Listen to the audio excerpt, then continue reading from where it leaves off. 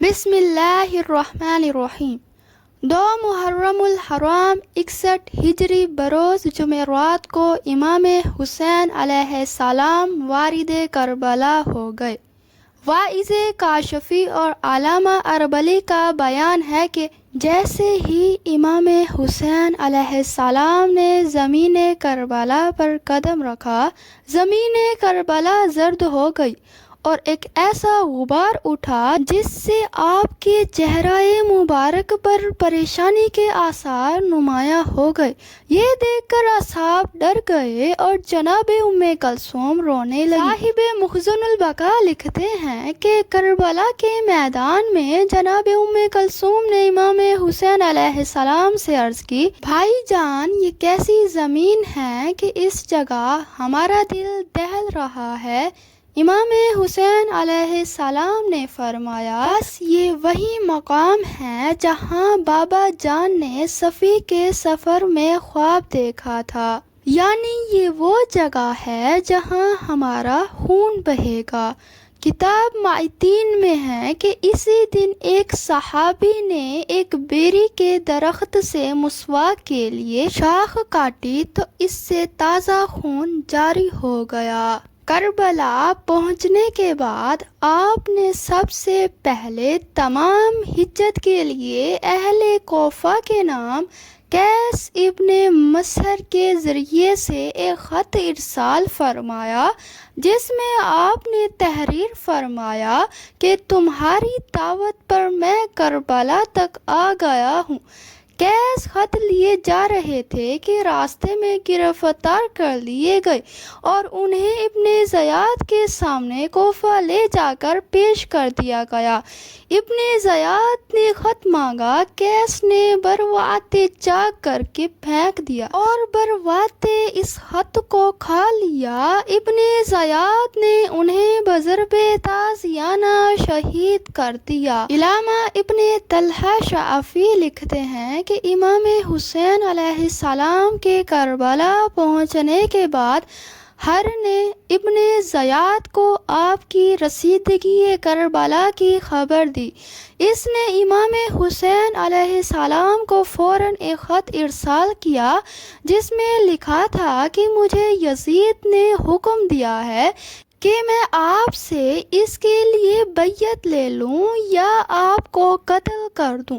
امام حسین علیہ السلام نے اس خط کا جواب نہ دیا اور اسے زمین پر پھینک دیا۔ اس کے بعد آپ علیہ السلام نے محمد بن حنفیہ کو اپنے کربلا پہنچنے کی ایک خط کے ذریعے سے اطلاع دی اور تحریر فرمایا کہ میں نے زندگی سے ہاتھ دھو لیا ہے اور عنقریب عروس موت سے ہمکنار ہو جاؤں گا۔ آپ نے اہل کوفہ کے نام خط لکھا۔ آپ کے نام ابن زیاد کا خط آیا۔ اسی دن آپ علیہ السلام کے حکم سے برلب فرات خیمے نصب کیے گئے۔ ہر نے مزاحمت کی اور کہا کہ فرات سے دور خیمے نصب کیجیے۔ عباس ابن علی کو غصہ آ گیا۔ امام حسین علیہ السلام نے غصے کو فروغ کیا اور بقول علامہ اسفرانی 3 یا 5 میل کے فاصلے پر خیمے نصب کیے گئے۔ نصب خیام کے بعد ابھی آپ اس میں داخل نہ ہوئے تھے کہ چند اشعار آپ کی زبان پر جاری ہوئے۔ جناب زینب نے جو نہیں اشعار کو سنا اس درجہ روئیں کہ بے ہوش ہو گئیں۔ امام علیہ السلام نے رخسار پر پانی چھڑک کر باہوش کیا۔ پھر آل محمد داخل خیمہ ہوئے۔ اس کے بعد 60,000 درہم پر 14 مربع میل زمین خرید کر چند شرائط کے ساتھ انہیں حبہ کر دی۔ عمر بن اسد اپنا لشکر لے کر آپ علیہ السلام کے پاس آیا۔ حضرت نے ارادہ کوفہ کا سبب بیان فرمایا۔ اس نے ابن زیاد کو گفتگو کی تفصیل لکھ دی اور یہ بھی لکھا کہ امام حسین علیہ السلام فرماتے ہیں کہ اگر اب اہل کوفہ مجھے نہیں چاہتے تو میں واپس جانے کو تیار ہوں۔ ابن زیاد نے عمر بن سعد کے جواب میں لکھا کہ اب جب کہ ہم نے حسین علیہ السلام کو جنگل میں لے لیا ہے تو وہ چھٹکارا چاہتے ہیں۔ لات ہین مناس یہ ہرگز نہیں ہوگا، ان سے کہہ دو کہ یہ اپنے تمام اعضاء و اقربا سمیت بیعت یزید کریں یا قتل ہونے کے لیے آمادہ ہو جائیں۔ میں بیعت سے پہلے ان کی کسی بات پر غور کرنے کے لیے تیار نہیں ہوں۔ اسی 3 تاریخ کی شام کو حبیب ابن مظاہر قبیلہ بنی اسد میں گئے اور ان میں سے جان باز امداد حسینی کے لیے تیار کیے۔ وہ انہیں لا رہے تھے کہ کسی نے ابن زیاد کو اطلاع کر دی۔ اس نے اپنا کبیر لشکر بھیج کر اس کمک کو رکوا دیا۔ 4 محرم الحرام یوم شنبہ کو ابن زیاد نے مسجد جامع میں ایک خطبہ دیا جس میں اس نے امام حسین علیہ السلام کے خلاف لوگوں کو بھڑکایا اور کہا کہ حکم یزید سے تمہارے لیے خزانوں کے منہ کھول دیے گئے ہیں، تم اس کے دشمن حسین علیہ السلام سے لڑنے کے لیے آمادہ ہو جاؤ۔ اس کے کہنے سے بے شمار لوگ آمادہ کربلا ہو گئے اور سب سے پہلے شمر نے روانگی کی درخواست کی۔ چنانچہ شمر کو 4000، ابن رکاب کو 2000، ابن نمیر کو 4000، ابن روحانیہ کو 3000، ابن خرشہ کو 2000 سوار دے کر روانہ کربلا کر دیا گیا۔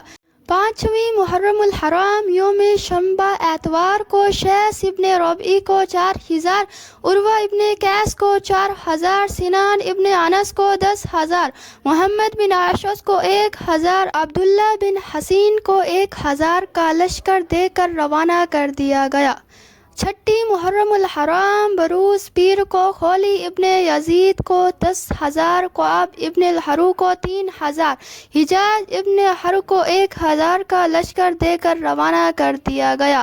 ان کے علاوہ چھوٹے بڑے اور کئی لشکر ارسال کرنے کے بعد ابن زیاد نے عمر بن سعد کو لکھا کہ اب تک تجھے 80,000 کا کوفی لشکر بھیج چکا ہوں، ان میں سے حجازی اور شامی شامل نہیں ہیں، تجھے چاہیے کہ بلا ہیلا حوالہ حسین کو قتل کر دے۔ اسی تاریخ کو خوبی ابن یزید نے ابن زیاد کے نام ایک خط ارسال کیا جس میں عمر بن سعد کے لیے لکھا کہ یہ امام حسین علیہ السلام سے رات کو چھپ کر ملتا ہے اور ان سے بات چیت کیا کرتا ہے۔ ابن زیاد نے اس خط کو پاتے ہی عمر سعد کے نام ایک خط لکھا کہ مجھے تیری تمام حرکتوں کی اطلاع ہے، تو چھپ کر باتیں کیا کرتا ہے، دیکھ میرا خط پاتے ہی امام حسین علیہ السلام پر پانی بند کر دیں اور انہیں جلد سے جلد موت کی گھاٹ اتارنے کی کوشش کر۔ 7ویں محرم الحرام بروز منگل عمر بن حجاج کو 500 سواروں سمیت نہر فرات پر اس لیے مقرر کر دیا گیا کہ امام حسین علیہ السلام کے خیمے تک پانی نہ پہنچنے پائے۔ پھر مزید احتیاط کے لیے 4000 کا لشکر دے کر ہجر کو 1000 کا لشکر دے کر شیس ابن ربعی کو روانہ کیا گیا اور پانی کی بندش کر دی گئی۔ پانی بند ہو جانے کے بعد عبداللہ ابن حسین نے نہایت کریہ لفظوں میں طعنہ زنی کی جس سے امام حسین علیہ السلام کو سخت صدمہ پہنچا۔ پھر ابن خوشب نے طعنہ زنی کی جس کا جواب حضرت عباس نے دیا۔ آپ نے غالباً طعنہ زنی کے جواب میں خیمے سے 19 قدم کے فاصلے پر جانب قبلہ ایک ضرب تیشہ سے چشمہ جاری کر دیا اور یہ بتا دیا کہ ہمارے لیے پانی کی کمی نہیں ہے، لیکن ہم اس مقام پر معجزہ دکھانے نہیں آئے بلکہ امتحان دینے آئے ہیں۔ 8ویں محرم الحرام بروز بدھ کی شب کو خیمہ آل محمد صلی اللہ علیہ وآلہ وسلم سے پانی بالکل غائب ہو گیا۔ اس پیاس کی شدت نے بچوں کو بے چین کر دیا۔ امام حسین علیہ السلام نے حالات کو دیکھ دے کر حضرت عباس کو پانی لانے کا حکم دیا۔ آپ چند سواروں کو لے کر تشریف لے گئے اور بڑی مشکلوں سے پانی لائے۔ رات گزرنے کے بعد جب صبح ہوئی تو یزید ابن حسین صحرائی نے با اجازت امام حسین علیہ السلام کو ابن سعد کو فہمائش کی، لیکن کوئی نتیجہ برآمد نہ ہوا۔ اس نے کہا، یہ کیسے ہو سکتا ہے کہ میں حسین علیہ السلام کو پانی دے کر حکومت چھوڑ دوں؟ امام شبلنجی لکھتے ہیں کہ ابن حسین اور ابن سعد کی گفتگو کے بعد امام حسین علیہ السلام نے اپنے خیموں کے گرد خندق کھودنے کا حکم دیا۔ اس کے بعد حضرت عباس علیہ السلام کو حکم دیا کہ کنواں کھود کر پانی برآمد کرو۔ آپ علیہ السلام نے کنواں تو کھودا لیکن پانی نہ نکلا۔ 9 محرم الحرام بروز جمعرات کی شب کو امام حسین علیہ السلام اور عمر بن سعد میں آخری گفتگو ہوئی۔ آپ علیہ السلام کے ہمراہ حضرت عباس اور علی اکبر بھی تھے۔ آپ علیہ السلام نے گفتگو میں ہر قسم کی حجت تمام کر لی۔ 9 صبح کو آپ علیہ السلام نے حضرت عباس علیہ السلام کو پھر کنواں کھودنے کا حکم دیا لیکن پانی برآمد نہ ہوا۔ تھوڑی دیر کے بعد امام حسین علیہ السلام نے بچوں کی حالت کے پیش نظر پھر عباس علیہ السلام سے کنواں کھودنے کی فرمائش کی۔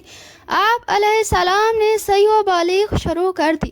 جب بچوں نے کنواں کھودتا ہوا دیکھا تو سب کوزے لے کر آ پہنچے۔ ابھی پانی نکلنے نہ پایا تھا کہ دشمنوں نے آ کر اسے بند کر دیا۔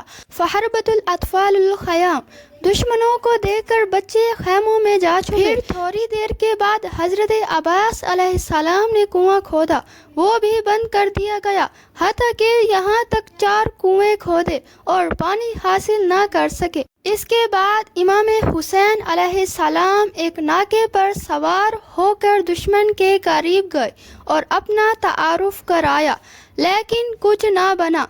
مؤرخین لکھتے ہیں کہ 9 تاریخ کو شمر کوفہ واپس گیا اور اس نے عمر ابن سعد کی شکایت کر کے ابن زیاد سے ایک سخت حکم حاصل کیا، جس کا مقصد یہ تھا کہ اگر حسین علیہ السلام بیعت نہیں کرتے تو انہیں قتل کر کے ان کی لاش پر گھوڑے دھروا دے، اور اگر تجھ سے یہ نہ ہو سکے تو شمر کو چارج دے دے۔ ہم نے اسے حکم تعمیل حکم یزید دے دیا ہے۔ ابن زیاد کا حکم پاتے ہی ابن سعد تعمیل پر تیار ہو گیا۔